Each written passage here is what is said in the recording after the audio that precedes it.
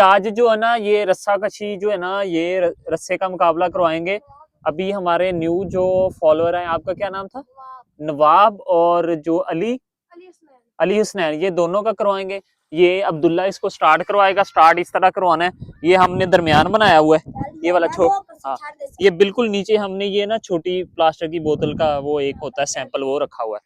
یہاں سے شروع کروائیں گے. عبداللہ تو نے 1 2 3 کہنا ہے, تو 3 کے بعد شروع ہو جائے گا.